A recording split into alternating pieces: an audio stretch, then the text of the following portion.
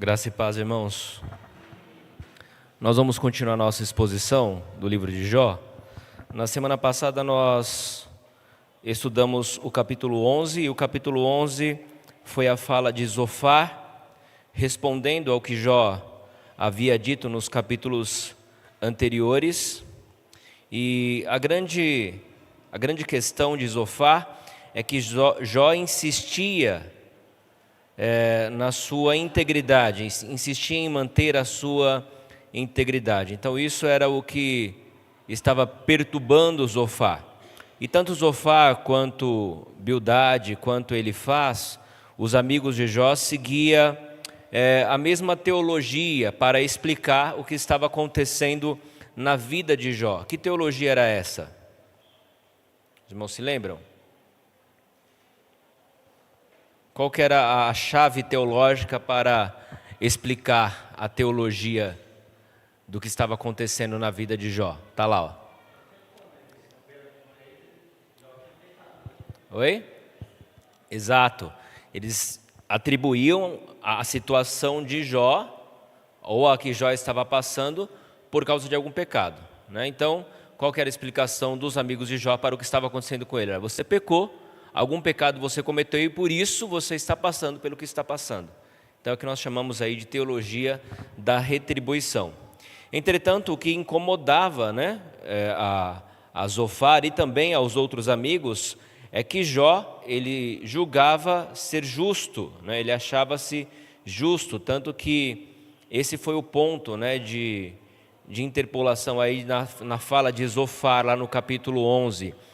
Porque ele dizia, né, a respeito de Jó: a minha doutrina é pura e eu sou limpo aos teus olhos. Essa era a grande indignação de Zofar contra Jó. E aí ele vai chamar as palavras de Jó, né, de palavras, de palavrório, né, ele vai se dirigir a Jó como um tagarela, alguém que fala zombarias a respeito de Deus, né, coisas sem sentido ou palavras, né, sem sentido ou mentirosas. Zombarias são palavras de escárnio, palavras que levam aí, expõem ao ridículo ou que têm por objetivo escarnecer. E é assim que eles definem, né, as palavras de Jó. Isso não é apenas o pensamento de Zofar, mas é o pensamento dos amigos também. E aí a grande questão que nós colocamos na semana passada foi o propósito desses amigos de Jó. Eles vieram de longe com qual propósito? De confortar a Jó, né? De servir de fato de um ombro para que Jó pudesse se sentir reconfortado diante das lutas que ele via enfrentando. Entretanto, ao lermos, né, os diálogos e as questões e as demandas, nós percebemos que não é isso que acontece. Em vez de se tornar ali uma fonte de conforto, de alento para Jó, os amigos eles acabam tornando-se acusadores de Jó. Eles acabam tornando ríspidos com Jó. E tem uma palavra, né, de Zofar aqui, que ele utiliza, né, na poesia hebraica, a ironia, que é bem dura, né, que é bem ríspida em relação a Jó, que ele diz que um homem, né, um tolo, ele só vai se tornar sábio quando a cria, né, de um jumento nascer homem, né, a cria de uma jumenta nascer homem. E isso soa de fato bem irônico e bem cruel, né, contra o seu amigo, que dizia assim, o seu amigo Jó. E aí nós deciframos o caráter de Zofar. E nós terminamos falando a respeito dessa questão da vida cristã, né, da vida cristã, no sentido de que, como cristãos, nós temos o dever de nos atentar para o nosso próximo, de sermos empáticos para com o sofrimento do nosso próximo. E igreja é isso. A igreja é de fato se fazer presente nos momentos mais difíceis, de ser um bom ouvinte, e ser um bom ouvinte é de fato não apenas ouvir como ouviram os amigos de Jó, né, já emitindo certo juízo em relação àquilo que eles estavam ouvindo, mas é de fato tentar entender, né, a demanda sem emitir a priori um julgamento. Eu não estou dizendo que você não deve apontar o caminho para o seu amigo caso ele esteja caminhando por um caminho errado, né? Por algo que está contrário à palavra de Deus. Deixar de corrigir, de persuadir, de exortar. Na verdade, o amigo é para isso. Se você de fato tem um amigo e você está vendo esse amigo caminhando para o buraco, você vai deixar de exortá-lo? Você vai deixar de mostrar, né, que ele está indo para um lugar que vai levá-lo à morte, um lugar que vai trazer prejuízos à sua vida? Obviamente que não. Mas, nesse primeiro momento é necessário você acolher, você aprender a ouvir, a atender. E nós terminamos mostrando que nem sempre é fácil encontrar amigos assim, né? Que nem sempre é fácil encontrar amigos que estão dispostos a te acolher, que estão dispostos a te ouvir, que estão aptos e prontos a atender e tentar entender as demandas, né, da sua vida, aquilo que você tem passado. Isso nem sempre é fácil de acontecer. Mas nós terminamos apontando para um texto, né, que se encontra lá em Mateus capítulo 11, e esse texto é um convite do próprio Cristo, e Cristo é aquele amigo que você pode contar em todas as horas, né? Aquele com quem você pode saber que nunca vai deixar de te ouvir, aquele que você pode ter a certeza e a convicção de que quando curvar a sua cabeça em oração, certamente Ele te ouvirá. E esse convite de Jesus, nós lemos no finalzinho do nosso estudo na semana passada, no domingo passado, está lá em Mateus capítulo 11, 28, deixa eu só projetar o texto, e assim nós já iniciamos o próximo estudo de hoje. Mateus 11, 28 e 30. A palavra de Cristo é: vinde a mim todos os que estáis cansados e sobrecarregados, e eu vos aliviarei. Então perceba, o convite que Cristo faz aqui não é para aquele que está com a sua vida tranquila, não é aquele que está tudo bem, aquele que está com a vida financeira estável, aquele que não tem problemas nos relacionamentos pessoais, né, na sua vida conjugal, ou no seu relacionamento com os filhos ou familiares. Não, é aquele que está cansado, é aquele que está sobrecarregado, é aquele que está atribulado. Esse é o convite, é para aqueles que estão passando por problemas, seja qual for a natureza deles. Então, esse é o convite de Cristo, né? O Cristo é aquele que conhece as nossas fraquezas, e Ele conhece de tal maneira que Ele se fez homem, se fez homem como nós. Essa semana, eu fui na reunião escolar do Pedro, ele foi para o 3º ano agora, né? E no 3º ano, as coisas começam a ficar mais complicadas. As notas do ano passado eram computadas, mas se não tirasse, né, a média, ele não repetia, não ficava de recuperação. Agora não, agora começa a ficar mais sério o negócio. Tem uma média, tem as provas semanais, tem as provas bimestrais, e se não atingir essas notas, ele vai ficar de recuperação. Pedro, ó, o negócio está complicado para você, cara. Vai ter uma avaliação logo no início, né, na sexta-feira aí, uma avaliação que vai mensurar como é que você está. Então é o seguinte, nós vamos começar a fazer exercícios diários, você vai começar a fazer exercícios de interpretação. A primeira prova vai ser língua portuguesa. Pai, língua portuguesa não, pelo amor de Deus, porque não é geografia? Geografia é tão mais fácil.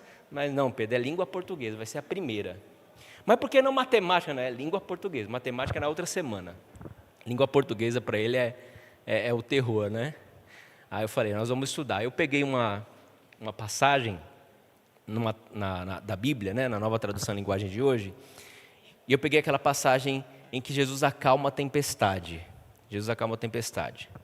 E é interessante porque Jesus entra no barco, né, e aí eu coloquei o texto e fiz 10 perguntas para ele interpretar e respondendo, né, e ali decifrando o texto. E é interessante nessa passagem que você vê a humanidade de Jesus. Jesus, ele entra, meus irmãos, no barco, e ele fala para os discípulos, ó, vamos para o outro lado. Mas ele está tão cansado, que o vento soprando, o mundo caindo, né? A tempestade, o barco jogado de um lado para o outro, e Jesus está fazendo o quê? Está dormindo.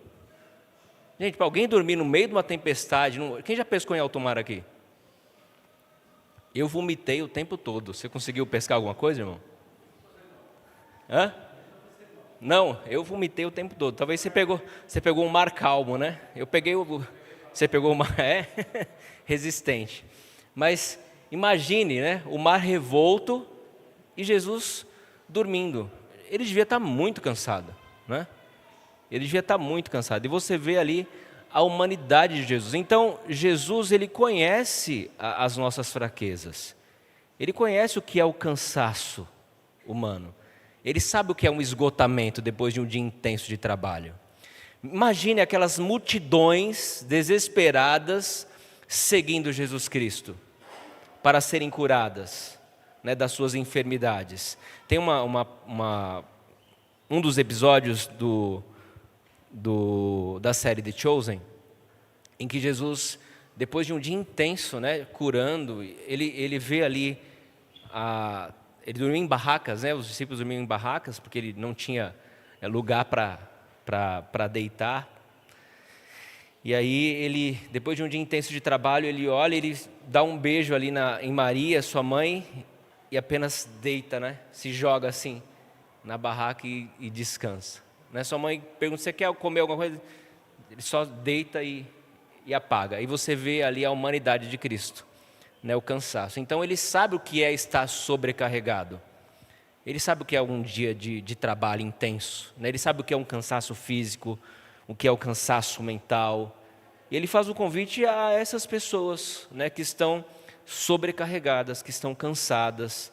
E esse convite, ele diz, vinde a mim todos os que estáis cansados. Às vezes você não tem um amigo para compartilhar. Pergunte, quem é o seu amigo que você pode de fato compartilhar tudo? Você tem um amigo que você pode contar tudo?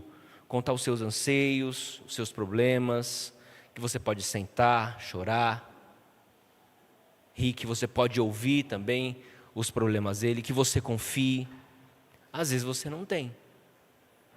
Às vezes não temos, né? Mas você tem a Cristo, você tem a Cristo. E Cristo diz, vinde a mim todos que estáis cansados, sobrecarregados, e eu vos aliviarei. A promessa não é algo que é uma probabilidade ou uma possibilidade de alívio, mas é uma certeza. Se você vir a Cristo, você vai ter alívio. Se você buscar a Cristo, certamente você vai encontrar alívio. Então, não é possibilidade, é certeza. Se você buscar a Cristo de todo o coração, você vai encontrar alívio. Tomai sobre vós o meu jugo, aprendei de mim, porque sou manso e humilde de coração, e achareis descanso para a vossa alma. E esse descanso, meus irmãos, é diferente de tudo aquilo que o mundo pode proporcionar. É diferente de tudo aquilo que o mundo pode proporcionar. É diferente de entretenimento, né? É diferente do que o álcool pode proporcionar, do que festas mundanas pode proporcionar, né? Entretenimentos momentâneos que vão fazer você esquecer, né, por um breve tempo dos seus problemas, mas depois isso tudo volta, né, e volta ainda mais forte, de forma mais intensa. Mas é um descanso final, é algo que você realmente pode descansar, não apenas o corpo, mas a alma, né, descanso para a alma. E aqui a explicação é porque o meu jugo é suave e o meu fardo é leve. De fato, o fardo, né, e o peso que recaía sobre nós, dos nossos pecados, quem tomou? Cristo tomou na cruz. Quando nós lemos Isaías 53, é isso que nós vemos lá, né? Todo o castigo que nos traz a paz recaiu sobre quem? Sobre Cristo. Sobre Cristo. E é por isso que nós encontramos paz em Cristo. É por isso que nós podemos descansar e encontrar descanso para a nossa alma. Então, talvez você não tenha um amigo para compartilhar, né, os seus anseios, os seus medos, né, as suas dúvidas, como Jó não tinha. Jó tinha 3, mas que não eram de fato amigos, né, que não estavam ali para consolar, apenas para acusar e apontar o dedo. Mas nós temos a Cristo, né, e Cristo é aquele amigo de todas as horas em que você pode contar, que você pode confiar e que de fato você vai encontrar ao buscá-lo alívio e descanso para a vossa alma.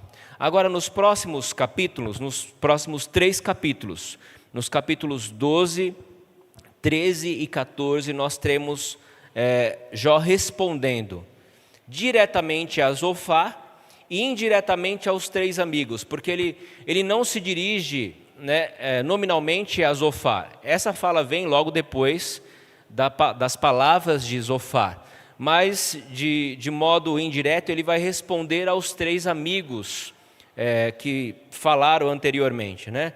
Tanto a Bildade quanto a Elifaz, mas também a essa última fala de Zofar. E aqui Jó, né, nesse capítulo 12, vai se defender das acusações de Zofar e de seus amigos, como nós veremos. Então vamos acompanhar a leitura deste capítulo 12, 13 e 14, depois trabalharmos aí esses textos individualmente. Então capítulo 12 diz assim: Então Jó respondeu: Na verdade vós sois o povo, e convosco morrerá a sabedoria. Também eu tenho entendimento como vós. Eu não vos sou inferior. Quem não sabe coisas como essas? Eu sou irrisão para os meus amigos. Irrisão, meus irmãos, é aquele que se tornou motivo de risada, de zombaria, motivo de chacota, de escárnio. Então eu me tornei motivo de chacota, de zombaria para os meus amigos. Eu que invocava a Deus e ele me respondia: o justo e o reto serve de irrisão. No pensamento de quem está seguro, há desprezo para o infortúnio, o empurrão para aquele cujos pés já vacilam. As tendas dos tiranos gozam paz, e os que provocam a Deus estão seguros, têm o punho por seu Deus. Mas pergunta agora às alimárias, e cada uma delas tu ensinará, e as aves dos céus, e elas tu farão saber. Ou fala com a terra, e ela te instruirá, até os peixes do mar tu contarão. Qual entre todos estes não sabe que a mão do Senhor fez isto? Na sua mão está a alma de todo ser vivente, e o espírito de todo gênero humano. Porventura o ouvido não submete à prova as palavras, como o paladar prova as comidas? Está a sabedoria com os idosos e na longevidade o entendimento? Não, com Deus está a sabedoria e a força. Ele tem conselho e entendimento. O que ele deitar abaixo não se reedificará. Lança na prisão e ninguém a pode abrir. Se retém as águas, elas secam. Se as larga, devastam a terra. Com ele está a força e a sabedoria. Seu é o que erra e o que faz errar. Aos conselheiros leva os despojados do seu cargo, e aos juízes faz desvairar. Dissolve a autoridade dos reis, e uma corda lhes cinge os lombos. Aos sacerdotes leva os despojados do seu cargo, e aos poderosos transtorna. Aos eloquentes ele tira a palavra e tira o entendimento aos anciãos. Lança desprezo sobre os ímpios, sobre os príncipes, e afrouxa os cintos dos fortes. Das trevas manifesta as coisas profundas e traz à luz a densa escuridade. Multiplica as nações e faz perecer. Dispersa-as e de novo as congrega. Tira o entendimento aos príncipes do povo e da terra os faz vaguear pelos desertos sem caminho. Nas trevas andam as apalpadelas, sem terem luz, e os faz cambalear como ébrios. Olha o capítulo 13. Jó defende aqui a sua integridade.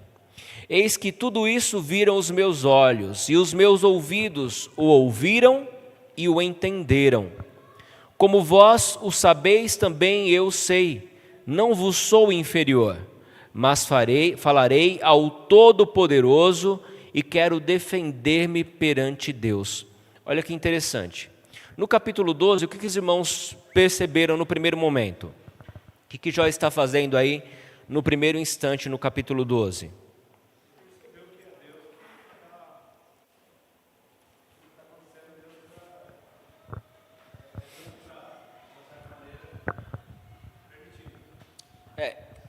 Jó sabe disso desde o primeiro momento, né? Desde quando aconteceu as tragédias na vida dele, Jó reconhece que foi Deus quem o permitiu, né? Ele tem consciência disso. Essa é uma questão importante que Jó sabe. Agora, a questão que Jó vai fazer na primeira parte é que, primeiro, ele vai defender que ele não é inferior aos seus amigos, que essa sabedoria que os seus amigos julgam ser superior, ele também sabe. Ele vai usar também uma boa parte dessa ironia, né, que os amigos deles que eles se utilizam ou julgam, né, ser mais sábios do que ele também vai dizer que ele conhece, que ele não é inferior a eles. Então, no primeiro momento, Jó vai defender a sua sabedoria em coigualdade com os seus amigos. E no segundo momento, ele vai dizer que a verdadeira sabedoria pertence a quem? A Deus. E até as criaturas de Deus, a criação de Deus, mostra isso, ou dá evidências dessa sabedoria, ou da superioridade da sabedoria que vem de Deus. Isso é o que acontece no segundo momento. Agora, há uma mudança importante no capítulo 13, que mostra que Jó, ele se cansa de apresentar a sua causa aos seus amigos. Ele se cansa de apresentar ou de mostrar a sua defesa aos seus amigos. E o que ele vai fazer agora no capítulo 13? Ele vai apresentar a quem a sua causa? Ele diz que vai apresentar a causa diretamente a Deus, né? Ao Todo-Poderoso. Ainda que isso custe a sua vida, né? Ele vai mostrar isso ao longo do verso 13. Ainda que isso custe a sua vida, ele vai apresentar agora a sua causa diretamente a Deus. E no versículo 3 ele mostra, né, ele evidencia esse propósito. Mas falarei ao Todo-Poderoso e quero defender-me perante Deus. Vós, porém, besuntais a verdade com mentiras, e vós todos sois médicos que não valem nada. As palavras de Jó começam a se tornar mais duras aqui, não é? Vão se tornar mais ácidas, mas é justificável, né? Essa acidez nas palavras de Jó é até justificável diante do modo como os seus amigos tratam a Jó. Então você vai perceber que Jó vai se tornando cada vez mais ácido. Mas também, olha só o que Zofar fala no versículo 12 do capítulo 11. O homem estúpido se tornará sábio quando a cria de um asno montês nascer homem. A quem que é esse homem estúpido que ele se refere?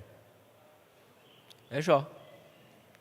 Né? Um homem estúpido se tornará sábio quando a cria de um asno montês nascer homem, ou seja, nunca, né?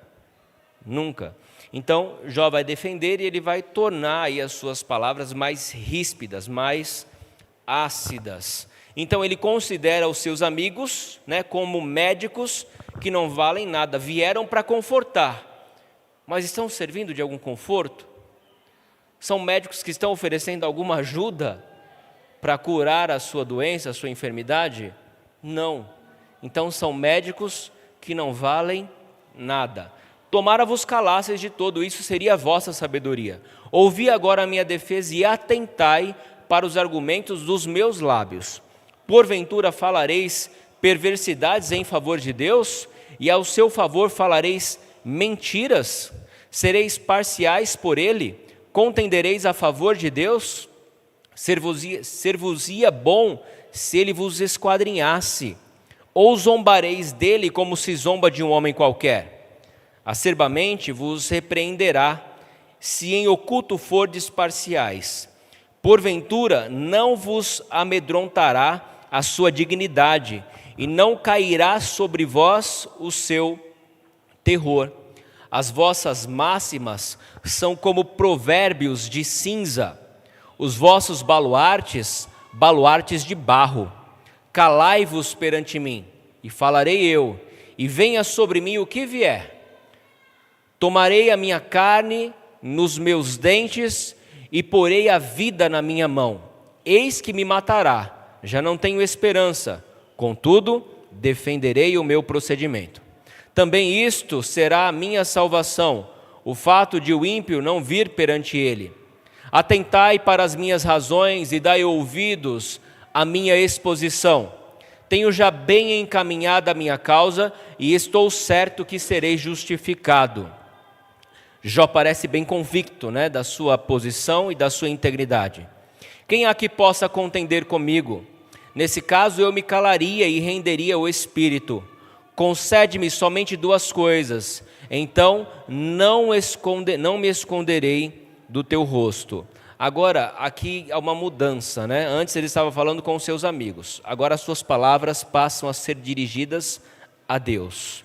Ele dirige agora as suas palavras a Deus. Ele fala que ele se dirigiria, ou colocaria a sua causa diante de Deus, e ele passa a fazer isso a partir do versículo 19 e do versículo 20. E as duas causas que ele coloca diante de Deus são: alivia a tua mão de sobre mim e não me espante o teu terror. Interpela-me e te responderei, ou deixa-me falar e tu me responderás. Quantas culpas e pecados tenho eu? Notifica-me a minha transgressão e o meu pecado. Por que escondes o rosto e me tens por teu inimigo? Queres aterrorizar uma folha arrebatada pelo vento? E perseguirás a palha seca? Pois decretas contra mim coisas amargas e me atribuis as culpas da minha mocidade.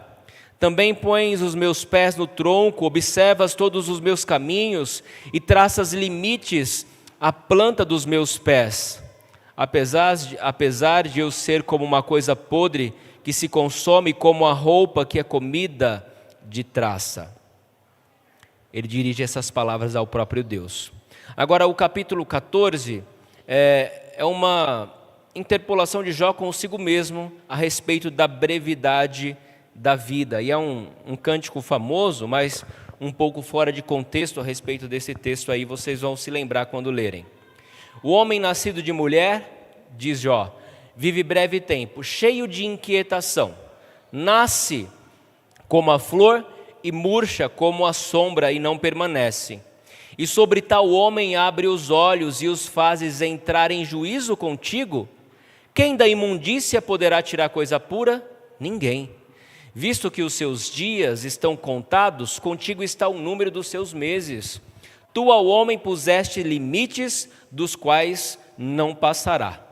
Desvia dele os olhares para que tenha repouso, até que como o jornaleiro tenha prazer no seu dia. Porque há esperança para a árvore, pois mesmo cortada ainda se renovará. E não cessarão os seus rebentos. Se envelhecer na terra a sua raiz, no chão morrer o seu tronco, ao cheiro das águas brotará e dará ramos como planta nova. Reconheceram o cântico aí? Qual que é, Valesca? Esse mesmo.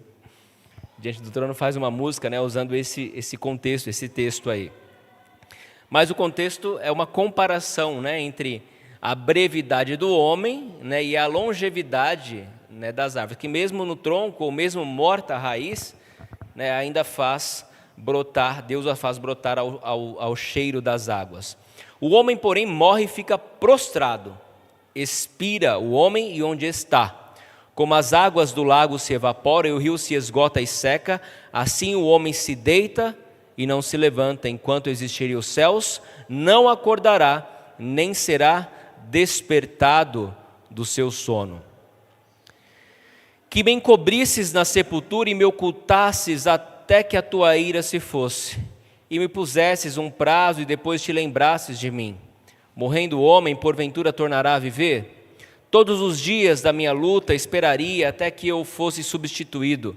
Chamar-me-ias e eu te responderia. Teria saudade da obra das tuas mãos e até contarias os meus passos e não levarias em conta os meus pecados. A minha transgressão estaria selada num saco e terias encoberto as minhas iniquidades, como o monte que se esboroa e se desfaz e a rocha que se remove do seu lugar. Como as águas gastam as pedras e as cheias arrebatam o pó da terra, assim destróis a esperança do homem. Tu prevaleces para sempre contra ele, e ele passa. Muda-lhes o semblante e o despedes para o além.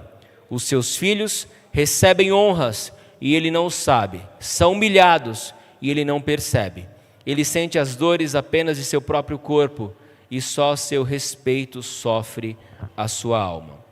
Então, esses 3 capítulos, 12, 13 e 14, são as falas de Jó, como o personagem principal, e nós temos ali como ouvintes os seus amigos Zofar, Bildade e Elifaz. E aqui um breve resumo desses 3 capítulos. No capítulo 12 nós temos a resposta amarga de Jó, diante de uma acusação contra os seus amigos, por sua incapacidade de ver que ele concorda com a premissa maior em relação à justiça divina, um desafio para que Deus reverta a sua condição de modo que ele seja julgado justamente, e uma queixa quanto à sua condição desesperadora. Jó, por sua vez, nos capítulos 12 e 13, acusa seus amigos por sua incapacidade de ver que ele concorda com essa premissa maior em relação à justiça divina. Então ele acusa os seus amigos de aconselhá-los com chavões, sem enxergarem o verdadeiro paradoxo da vida. Jó acusa os seus amigos de não conseguirem perceber que ele compartilha dessa premissa básica, a justiça retaliatória de um Deus soberano. Mas continua, Jó acusa seus amigos de perverterem a verdade ao lidar com o seu caso. Essa verdade, de fato, é uma verdade universal, entretanto não se aplica a Jó. Jó desafia Deus a reverter a sua situação para que ele seja julgado justamente, como a sua inocência merece. E aí, no capítulo 13, nós vamos ver ele levando essa questão diretamente a Deus. Convencido de sua retidão, Jó pede uma audiência a Deus, apesar de entender os riscos que isso acarreta. E convencido da sua retidão, Jó questiona a indiferença de Deus enquanto despeja sofrimento sobre ele. Jó lamenta a brevidade e a desesperança da vida humana sobre a aparente cruel disciplina de Deus.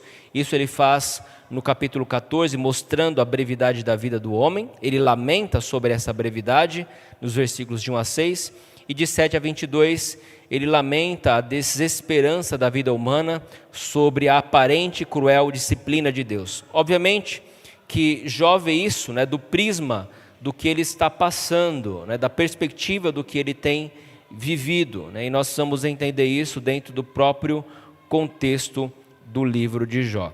Agora vamos voltar aqui para o capítulo 12 e tentarmos entender então parte a parte do que Jó está pensando a respeito dos seus amigos. Então, meus irmãos, Zofar ele faz uma repreensão a Jó, de que Jó não... O caminho para Jó, segundo os seus amigos, qual que era? Como que Jó solucionaria o seu problema?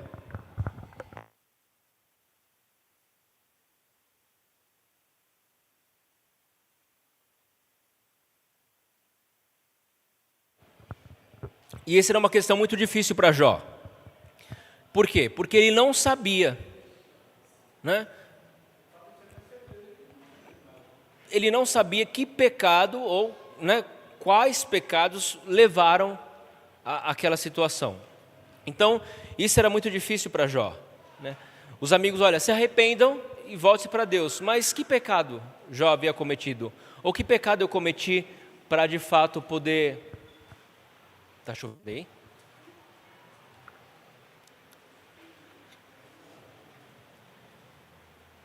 Para que eu possa então me arrepender. Essa era a grande questão de Jó. E a rispidez, a dureza, né, pelos quais os seus amigos vão responder a Jó. E Jó vai se utilizar da mesma ironia que os seus amigos. Ele vai responder: na verdade, vós sois povo e convosco morrerá a sabedoria. Conseguem ver o tom de ironia de Jó aqui? No texto? Eu vou ler uma outra versão.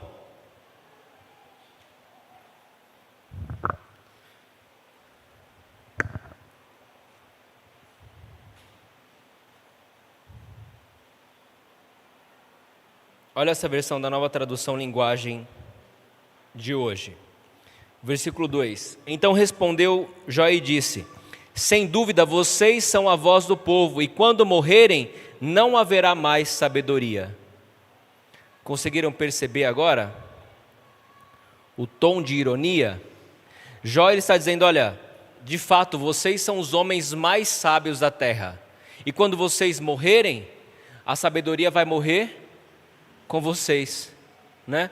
Porque não vai mais restar sabedoria no mundo, porque vocês são os mais sábios da terra. Jó vai usar o mesmo tom de ironia, né, de Zofar, ao dizer, né, que o homem sem escrúpulos, estúpido, se torna sábio quando a cria, né, de uma jumenta montês nascer homem. Então ele vai usar esse mesmo tom de ironia, agora aplicando aos seus amigos. Então vocês são o povo, vocês são a voz do povo, né? E com vocês vai morrer a sabedoria. Também eu tenho entendimento como vós. E aqui ele vai começar a sua defesa. Também eu tenho entendimento como vós. Eu não vos sou inferior. Quem não sabe coisas como essas? Percebam que até o momento Jó não está discordando dos seus amigos. Ele concorda parcialmente com seus amigos. E nós vemos nas falas e nos diálogos, né, de Bildade, de Zofar, de Elifaz, muitos momentos de verdades ali, né? Há muitas coisas que são ditas que são verdade, né, e que se aplica de forma geral às questões humanas. Mas a grande questão é que aquelas verdades não se aplicam de modo específico à vida de Jó. Esse era o problema, né, de Zofar, Elifaz e Bildade. Que aquelas verdades, ou no contexto como eles a colocaram, não se aplica de fato à vida de Jó. E aí Jó defende: olha, quem não sabe coisa como essas? Eu sou irrisão. Ele vai colocar aqui, lá no capítulo 11, deixa eu abrir, aqui na Bíblia. Olha como Zofar se dirige para ele. Porventura não se dará resposta a esse palavrório e não tem razão o tagarela? Será o caso das tuas parolas fazerem calar os homens e zombarás tu sem que ninguém envergonhe? Então ele coloca as palavras de Jó como palavras sem sentido, palavras de zombaria, né? Palavras que podem ser ridicularizadas. E aí Jó vai tomar isso e vai se defender aqui. Eu sou irrisão, né? Eu sou motivo de chacota, de zombaria para os meus amigos, né? Ele coloca isso. Eu sou irrisão para os meus amigos. Agora, aí é o tom de ironia. Eu que invocava a Deus e ele me respondia. O justo e o reto servem para os amigos de irrisão. Então Jó vai se utilizar, né, do seu histórico de vida, do modo como ele vivia, andava com Deus, mostrando: olha, vocês têm a mim como um motivo de zombaria, consideram as minhas palavras como motivo de chacota, né, como algo sem sentido, as minhas palavras, mas eu sou aquele a quem buscava Deus e Deus me respondia. Eu sou aquele que era considerado diante de Deus como justo e reto. Ele vai se defender diante dos seus amigos aqui. Eu sou irrisão para os meus amigos. Eu que invocava a Deus e ele me respondia: o justo e reto agora serve de irrisão. Nas outras palavras, em outra versão diz: sou motivo de riso para os meus amigos. Eu que sou honesto, que sou inocente, que orava a Deus e Ele me respondia. Os que estão seguros desprezam os desgraçados e empurram os que estão para cair. Agora ele usa de forma indireta, aqui no versículo 5, algo se aplicando aos seus amigos. No pensamento de quem está seguro, há desprezo para o infortúnio. Quem está firme, como seus amigos, para quem está tudo bem, ele despreza o infortúnio dos outros, E é um empurrão para aqueles cujos pés já estão vacilando. Sabe quando a pessoa já está vacilante, aí vem outro e, em vez de apoiar e sustentar, que é o que eles deveriam fazer, Bildade coloca o pé na frente, Zofar e ele vai por trás e empurra para que Jó caia, Ele utiliza essa expressão aqui. Os que estão seguros desprezam os desgraçados e empurram os que já estão prestes a cair. No pensamento de quem está seguro, há desprezo para o infortúnio e o empurrão para aqueles cujos pés já vacilam. As tendas dos tiranos gozam paz e os que provocam a Deus estão seguros. Tem o punho por seu Deus. Aqui ele vai fazendo uma comparação. Olha, as tendas dos tiranos, ou os ímpios, os maus, gozam de paz. Os que provocam a Deus parecem estar seguros e eles têm por Deus as suas próprias mãos, os seus próprios punhos. Mas isso é enganoso, Jó vai descrever isso. Mas pergunta às alimárias do campo e cada uma delas tu ensinarás. E aqui ele vai mostrar a supremacia da soberania, do cuidado e do poder de Deus nos atos da criação. Dentro do conceito teológico de revelação, há duas maneiras pela qual Deus se revela. Quais são? Quais são as duas maneiras que Deus se revela? Pela palavra, que nós chamamos de quê? Revelação especial. E a revelação geral, que são as coisas que Deus criou. Então, Jó vai apelar aqui para a revelação geral e vai dizer para os seus amigos: olha para a revelação geral, veja as aves, os animais, olha para a própria terra e veja como a soberania de Deus não mostra os seus cuidados, a sabedoria de Deus não mostra os seus cuidados. E todos eles sabem que foram frutos da criação de Deus, da soberania e da sabedoria de Deus. Então ele diz: pergunta agora às alimárias do campo, cada uma delas tu ensinarás, as aves dos céus e elas te farão saber, ou fala com a terra e ela te instruirá, e até os peixes do mar tu contarão. Obviamente que ele vai usar aqui, ele vai personificar esses seres, mas através deles, o modo como a terra se conduz, como as coisas que Deus criou, elas estão em perfeita harmonia, em sincronia se conduz, isso já revela o Deus Criador, e a ordem criacional já mostra que existe um Deus Criador e um Deus que coloca ordem nas coisas criadas. Então ele aponta para esse aspecto e mostra isso. Aí ele diz: qual entre todos estes não sabe que a mão do Senhor fez isto? Então, olha para os peixes, olha para os animais, olha para a própria terra, olha para as aves, pergunta para elas e diz: qual dentre todos estes não sabe que foi o Senhor quem fez isto?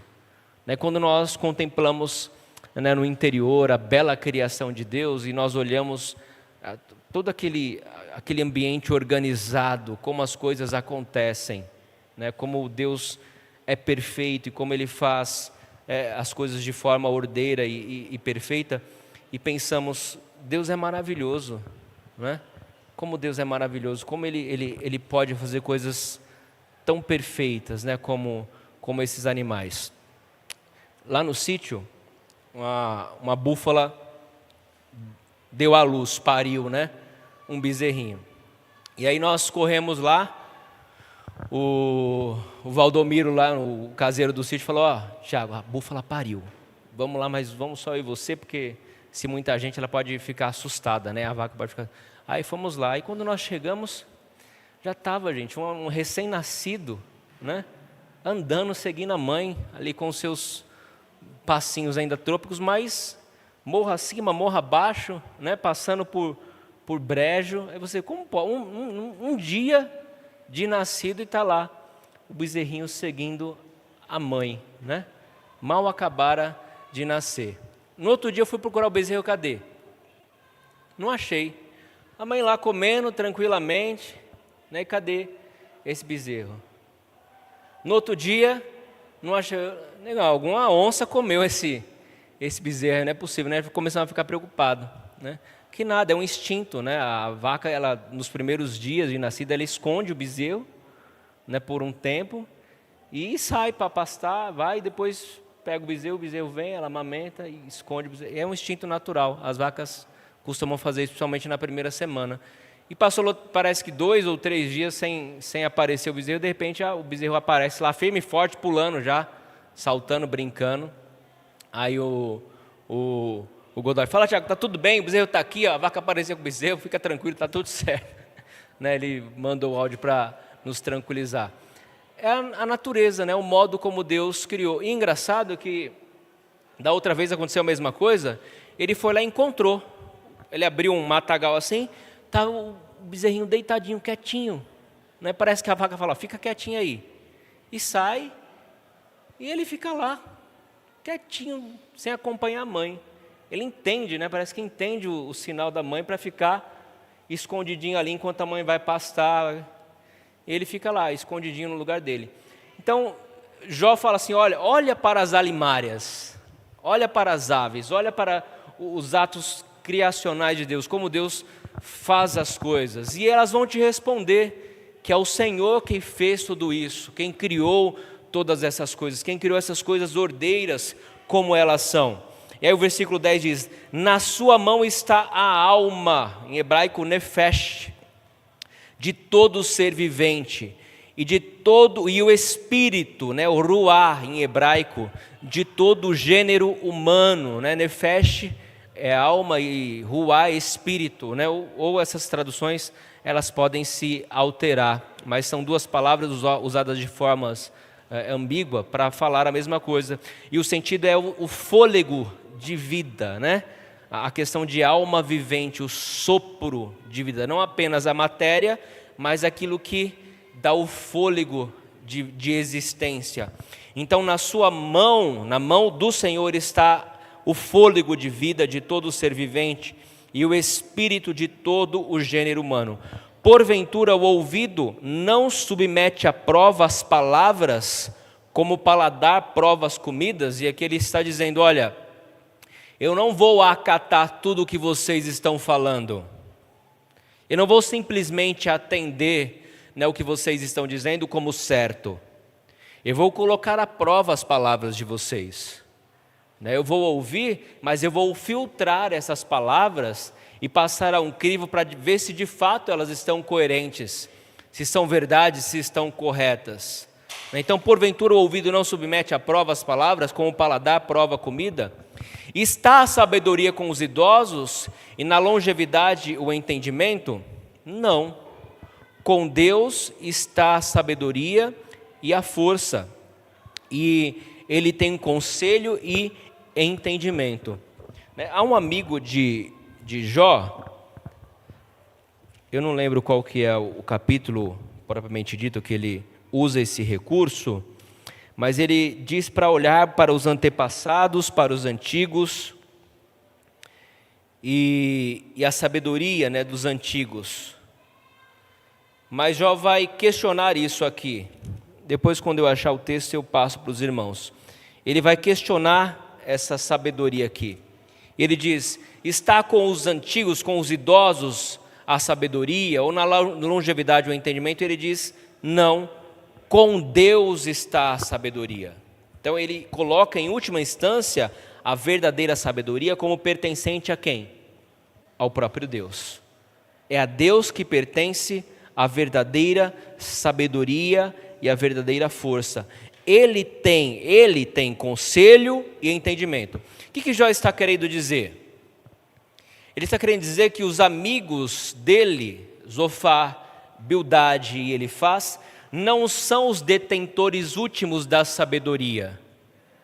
Eles não são o sabichão, né? Eles não são aqueles que conhecem tudo e que podem definir e decidir o que está acontecendo com a vida de Jó. Eles não são, Deus o é. Então ele está dizendo em última instância que Deus é quem é o detentor de toda a sabedoria e não vocês. Não são vocês. Com Deus está a sabedoria, a força, e Ele tem o conselho e o entendimento. E Deus é quem executa os seus propósitos e os desígnios e o estabelece sobre a terra. E às vezes isso não tem muito sentido e não temos uma explicação plausível para tudo o que acontece.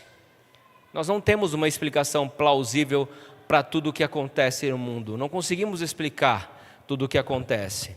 E aqui o versículo 14 mostra: o que ele deitar abaixo, não se reedificará. Lança na prisão e ninguém a pode abrir. Conseguiram reconstruir o templo de Jerusalém? Onde ele foi destruído desde 70? Conseguiram? Você tem lá os restos, né? Os muros das lamentações, aquilo que sobrou, né? Mas Jesus disse: não ficará. Por que será que não conseguiram? Será que nenhum judeu intentou, né? Ou teve algum plano de reconstruir aquilo que foi a glória, né, de Israel? Certamente que sim. Mas por que eles não constroem? Por quê? Porque Deus não quer. Porque é Deus quem determina todas as coisas. Aí Jó diz: o que ele deitar abaixo, não se reedificará. Lança na prisão e ninguém pode abrir. Se ele retém as águas, elas secam.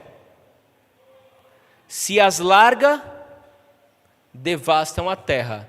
Nós sofremos todos os anos com isso, não é? No Nordeste, há momentos de seca, né? Agora nem tanto. Mas se você pegar aí, década de 40, 50, 60, né? Os nordestinos eram como nômades. Havia uma seca tão terrível, morriam os animais, secava tudo, o que eles faziam? Mudavam, né? De um lugar, não era assim? Né? Tinha uns parentes de Miriam que cada filho nascia em um estado diferente, né? Em uma cidade diferente. Os irmãos dela assim, não é, Mi? Cada irmão dela nasceu num estado numa cidade, né? Diferente. Havia seca, a gente muda para onde tem a água, né? A gente muda onde há sustento, onde há provisão. Porque se Deus cerra os céus e não manda chuva, você tem que ir aonde a chuva está, onde há provisão, onde há sustento. Agora, se Deus solta, o que acontece? Enchentes, né? Devastações, cidades inteiras, né, debaixo de água. E ele vai colocando isso. Com ele, com Deus, está a força e a sabedoria. Seu é o que erra e o que faz errar. Aos conselheiros leva-os despojados do seu cargo, e aos juízes faz desvairar. Ou seja, até aqueles considerados mais sábios e mais importantes não são nada, né, diante de Deus. Ele dissolve a autoridade dos reis e uma corda lhe cinge os lombos. Aos sacerdotes leva-os despojados do seu cargo, e aos poderosos transtorna. Jó vai mostrando que mesmo os homens que são considerados os mais importantes, né, as autoridades segundo os homens da terra, juízes, sacerdotes, conselheiros, reis, eles não são nada diante do Senhor, né? Porque é Deus quem os coloca lá, quem os tira, quem os cinge, quem os despoja do seu cargo. É Deus quem os transtorna, porque Deus é supremo em sabedoria e poder acima deles. Aos eloquentes, né, aqueles que sabem falar bem, o que Deus faz?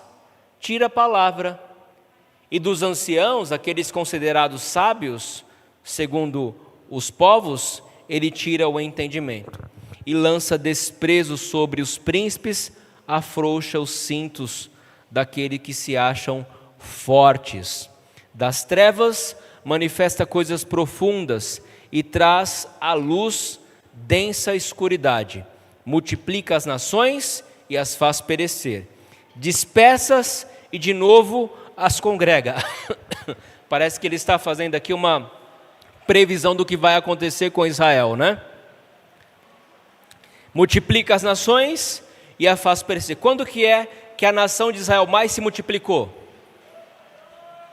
No contexto histórico que a nação de Israel mais se multiplicou? Já deu, não? Terceiro? Em Êxodo, não é? Capítulo 1 do livro de Êxodo, quanto mais o povo era oprimido, mais ele aumentava, né? Ele mais aumentava. Depois o povo cresce, eles são tirados da terra, depois eles são congregados, são espalhados para a Babilônia, dispersados, e depois Deus os congrega de novo. Nas trevas andam as abopadelas sem terem a luz e os faz cambalear como ébrios. Então, o que Jó está mostrando é que Deus está no controle absoluto de todas as coisas. Ele é o detentor de toda a sabedoria e não os seus amigos. Na próxima semana nós vamos falar um pouquinho do capítulo 13 e depois, desses 3 capítulos nós vamos trazer algumas aplicações para as nossas vidas, meus irmãos. Que Deus nos abençoe e aplique a sua palavra em nossos corações. Até aqui alguma questão, alguma dúvida? Alguém quer acrescentar alguma coisa? Sim.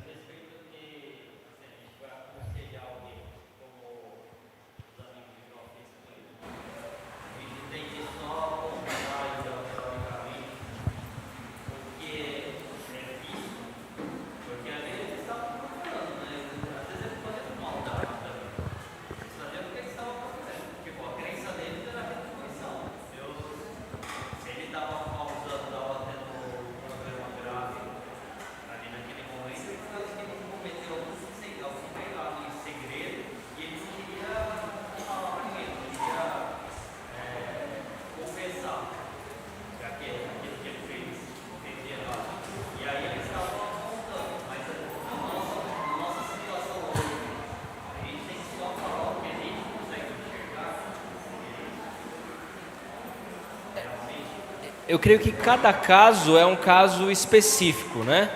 E cada demanda precisa de uma análise individual. No primeiro momento você tem que ouvir, tentar entender o contexto. Há uma tendência, pode mandar as crianças entrarem. A Sara elas estão na chuva? Não? Então dá para esperar um pouquinho. Há uma tendência natural hoje das pessoas se vitimizarem, né? Então, mesmo as pessoas estando errado, há uma tendência dessa vitimização, né? Então, enxergando tudo isso, e nós como crentes, nós vamos apontar de fato onde está o erro. Se o erro é algum pecado que ela cometeu, nós temos que ser sim como amigos de Jó, até porque não existe muitos Jó hoje em dia, não é verdade? Íntegro, reto, né? Que se desvia do mal e anda com Deus.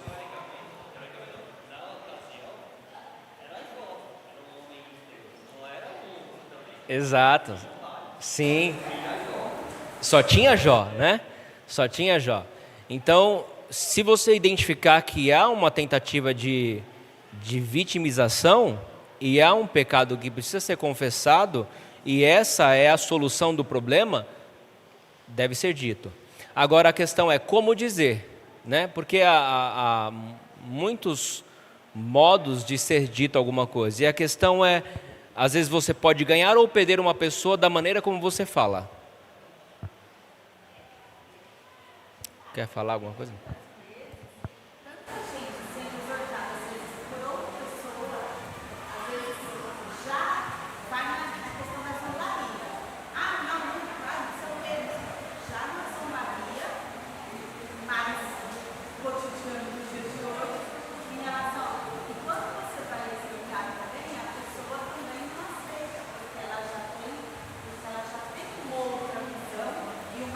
Informação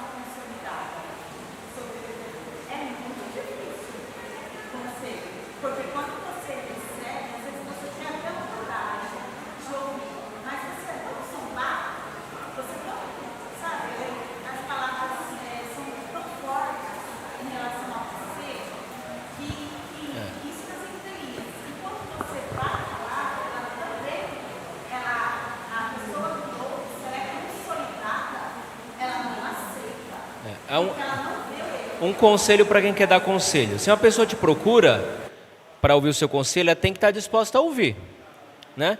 Eu creio que se alguém procura você para ouvir, é porque ela quer a sua ajuda, a sua opinião de alguma forma. Então ela precisa estar apta, e você precisa deixar isso claro, você tá disposta a ouvir? A tentar entender a minha opinião? Você está disposta a isso? Não é porque se a pessoa não estiver disposta, se ela estiver já com uma convicção formada, não adianta, gente, isso vai saturar, né? Vai saturar a amizade, né, de vocês, isso vai trazer mais desconforto do que ajudar a pessoa. Sim.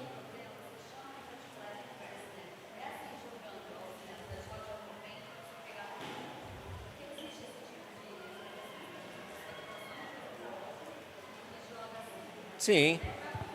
Alguma inquietação, às vezes não é nada. E a pessoa o ser humano tem tendência de pensar que está acontecendo alguma coisa e não é. Então, chega na pessoa, porque o amigo está acontecendo alguma coisa, às vezes não é nada. Pronto, aquilo ali já resolveu. Sim. Mas vocês têm que ter sabedoria, porque tem pessoas realmente que são duras, né? Que não querem ouvir conselhos. Aí não.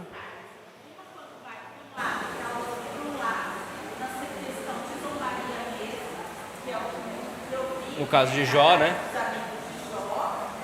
E aí você percebe que isso aí, até porque inclui várias situações no momento, e outra parte da pessoa ser consolidada quando ela recebe, quando ela é consolidada Ah, é?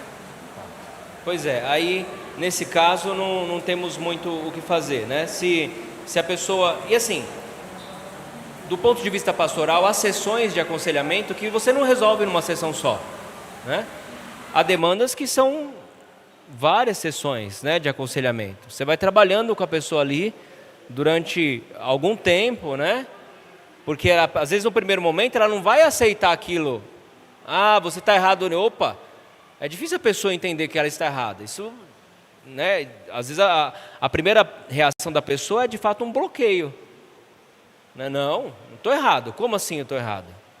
Ainda mais nos tempos de hoje, né, que a tendência é a pessoa sempre se enxergar como vítima, né? Ah, eu sou o coitadinho da sociedade, né? Eu sou o tadinho da história, eu preciso... Não. Então, às vezes, para a pessoa entender que ela está errada, ou que ela precisa mudar tal atitude, isso é o tempo, né? É o tempo. Pensar, refletir, orar. E a questão, meus irmãos, não é só a nossa palavra falando. Nós temos que entender que é o agir de Deus, né? É o trabalhar de Deus, trabalhar do Espírito Santo, é Deus agindo no coração, na vida dessas pessoas, aconselhando, mostrando, né, o erro, onde está o erro, para que a pessoa possa se conscientizar. Por exemplo, quem convence o pecador dos seus pecados? É o homem? É Deus. É Deus. Então, se eu falar, por exemplo, Fábio, você está errado nisso. Essa visão tua é errada, você precisa se arrepender. Mas se o Espírito Santo não falar e mostrar para Fábio, se arrependa e tocar, eu vou ficar falando 200 anos e ele não vai ser levado ao arrependimento, né? Porque quem amolece o coração é Deus. Óbvio, essa fala é necessária, né? A pregação do Evangelho é o quê? Como é que nós chamamos a pregação do Evangelho, meus irmãos? Boas novas. Mas as boas novas começam com uma boa notícia?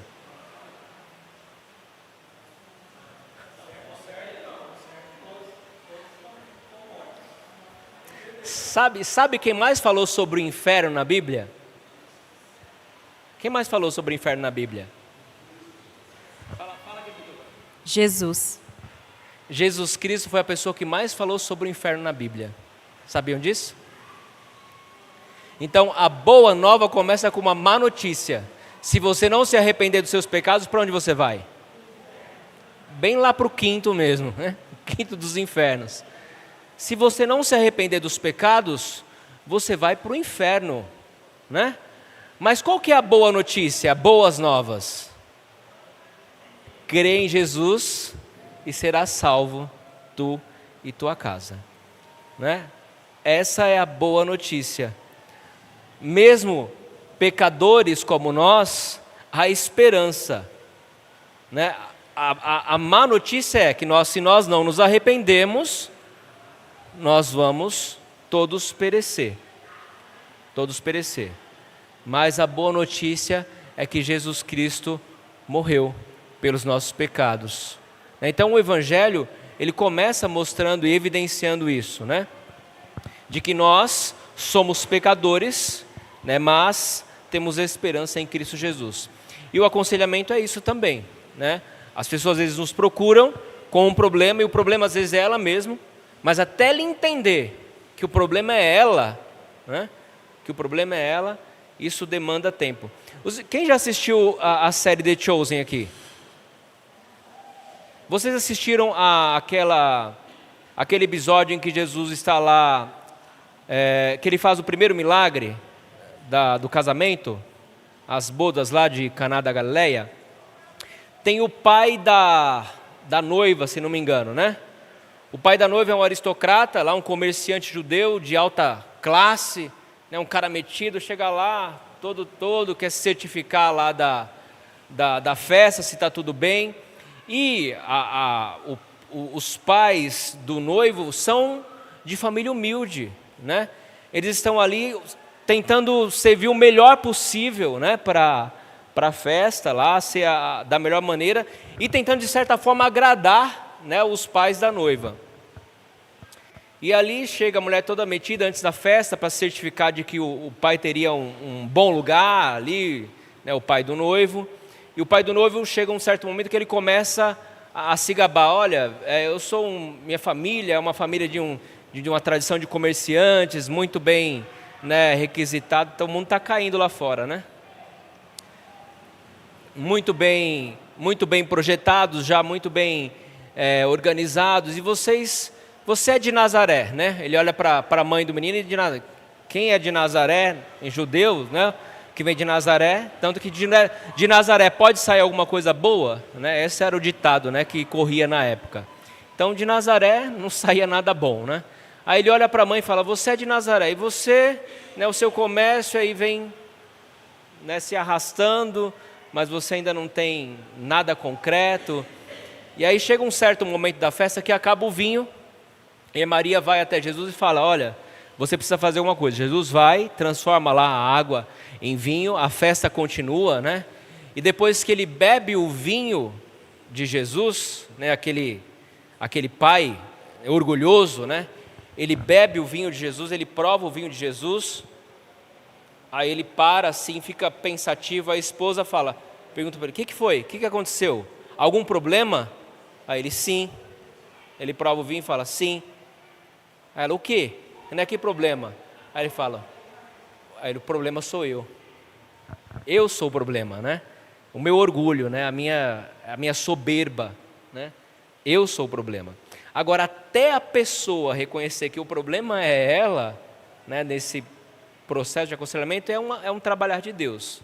É o trabalhar de Deus. Então, quando as pessoas vierem te procurar e você identificar que existe algum problema, é necessário oração, é necessário, de fato, colocar-se diante de Deus, né, e interceder por essa pessoa, para que Deus use você como instrumento para mostrar a verdade e, ao mesmo tempo, trabalhe no coração dessa pessoa para que ela enxergue a verdade e que Deus leve essa pessoa ao arrependimento.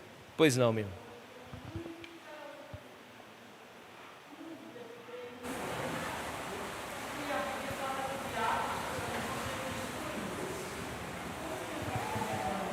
Como é?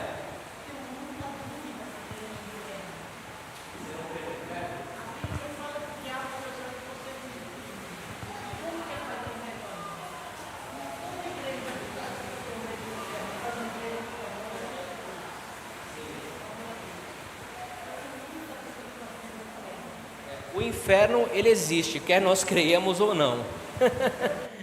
Ele existe. O inferno é um lugar de tormento, né?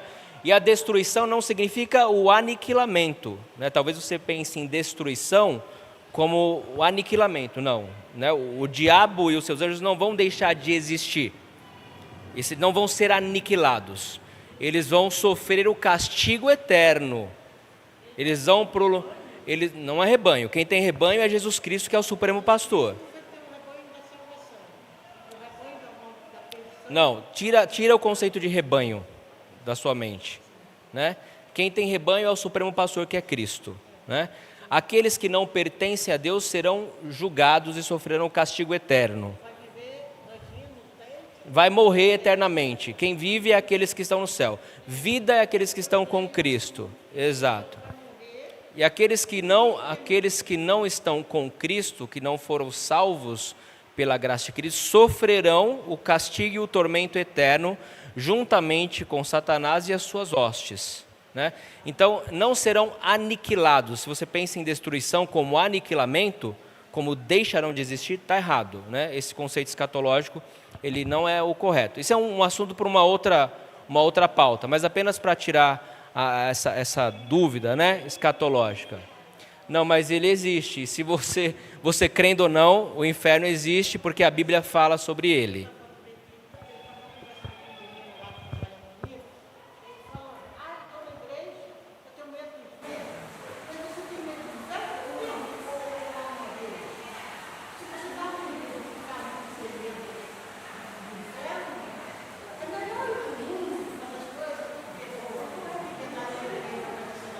Não, obviamente.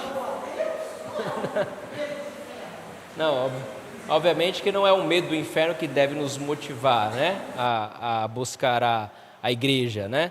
Tanto que não é a igreja que salva, né? Quem salva é Cristo, né?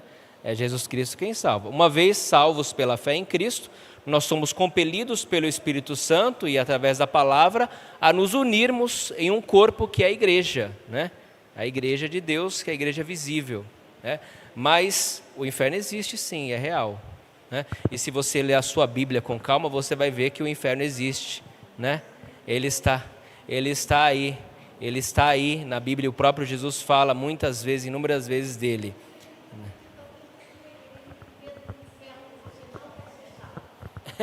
Não, mas quem salva é Cristo, né? Cristo salva, Cristo salva e salva todo aquele que crê, né, em seu nome. Crê em seu nome será salvo, né? Porque a graça de Cristo, ela cobre multidões de pecados, né? E aquele que está firme em Cristo, de fato, Cristo nos livra da ira vindoura, né? Isso está lá em 1 Tessalonicenses. Mas, de fato, isso existe sim. E você vê isso desde Gênesis, Apocalipse, desde que o diabo se rebelou contra Deus, essa tensão existente, né, entre o bem e o mal, e o castigo eterno que está separado para aqueles que não crerem no nome de Jesus Cristo. Meus irmãos, alguma dúvida a respeito do livro de Jó? Alguém quer fazer algum acréscimo? Não? Então que Deus... Dá para entrar aí as crianças? Dá não? Então vamos começar o capítulo 13? Vou conectar aqui o... Até as 15, então vamos emendar o culto logo, fazer o